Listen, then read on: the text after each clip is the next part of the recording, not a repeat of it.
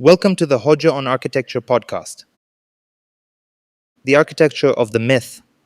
Chapter 4, Athens, when a myth becomes a city.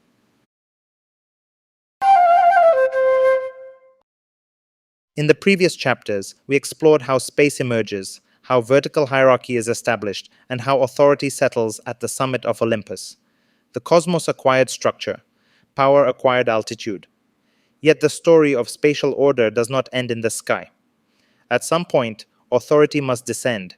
It must encounter human life, human settlement, and human negotiation. This encounter produces something entirely new: the city. Cities rarely begin with planning, they begin with stories. Athens, perhaps more than any other city in the Western imagination, begins with a myth that functions less as folklore and more as spatial constitution. According to Greek mythology, the city was not founded by accident, but awarded to one of two gods, Athena or Poseidon, in a contest. Each deity offered a gift to the inhabitants.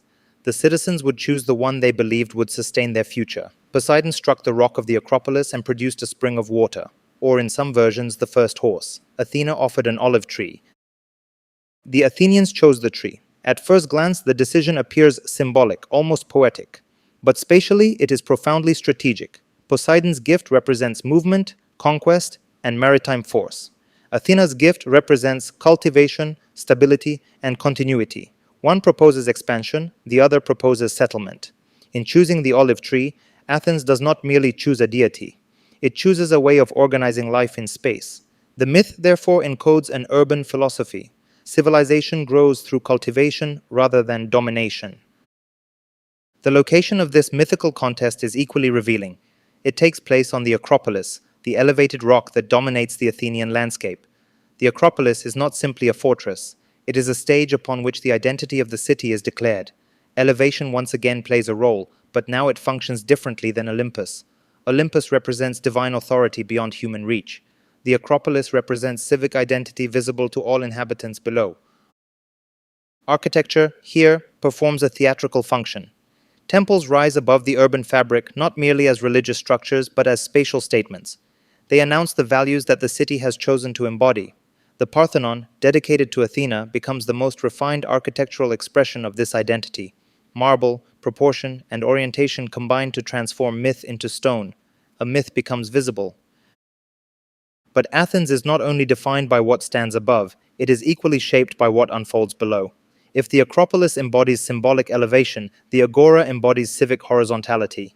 The Agora is the space of encounter, the marketplace, the assembly ground, the arena of debate. Here, citizens gather, argue, trade, persuade, and disagree. Political life becomes spatial practice. The city becomes an instrument of dialogue. The spatial logic is remarkable. Olympus represents authority above humanity, the Acropolis represents identity above the city, and the Agora represents negotiation among citizens. What begins as a cosmic hierarchy slowly transforms into a civic organization. Vertical power meets horizontal politics. In this sense, Athens becomes one of the earliest examples of spatially organized democracy. Political life is not abstract, it requires a place. Speech requires an audience. The decision requires proximity. Architecture provides the stage upon which civic participation becomes possible. The city becomes an instrument of dialogue, and yet the myth continues to operate quietly beneath these structures. Athena is not merely the patron deity of Athens, she is the symbolic guardian of wisdom, strategy, and reasoned judgment. The olive tree she offers is equally powerful in its meaning. Olive cultivation requires patience. Trees grow slowly. Harvest cycles demand continuity across generations. The olive tree represents temporal architecture. It anchors the city to time. Athens, through its myth, declares that its future will be built not on immediate conquest, but on the sustained cultivation of land, intellect, and civic life. The olive tree becomes both agricultural infrastructure and ideological symbol. A single tree defines an urban worldview.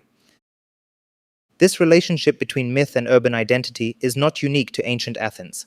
Cities throughout history have narrated themselves into existence through stories that explain who they are and what they value. These narratives may take the form of legends, founding myths, national heroes, or symbolic monuments.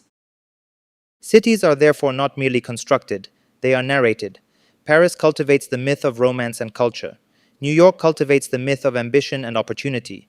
Dubai cultivates the myth of spectacle and futurity. Athens cultivates the myth of wisdom. These stories shape how cities are built, inhabited, and perceived. Architecture becomes the materialization of collective imagination. The myth of Athens also reveals something deeper about spatial decision-making. When the Athenians choose Athena's gift over Poseidon's, they are effectively choosing stability over volatility. The sea offers mobility but also unpredictability. The olive tree offers rootedness. A rooted city can develop institutions, memory, and continuity. Urban identity emerges from commitment to place. From a spatial perspective, Athens demonstrates that architecture is rarely neutral. Buildings and urban layouts communicate values. They articulate hierarchies of importance, proximity, and access. The Acropolis rises not simply because it is geologically convenient, but also because it symbolizes the city's chosen narrative. Architecture becomes collective memory. When we walk through ancient Athens today, we are not simply observing ruins. We are encountering the physical residue of a myth that once structured an entire society. Columns and plazas become fragments of a narrative that continues to influence Western political thought, urban planning, and architectural symbolism. A myth becomes geography.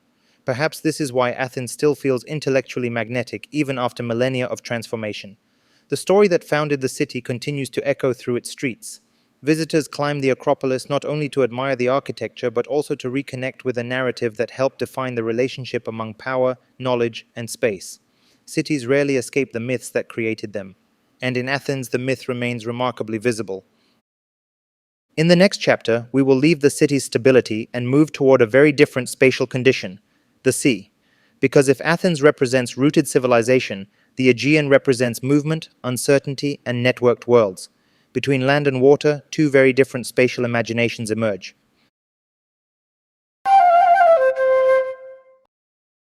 This concludes Chapter 4 of The Architecture of the Myth, Athens, When a Myth Becomes a City. Thanks for listening. See you in the next episode.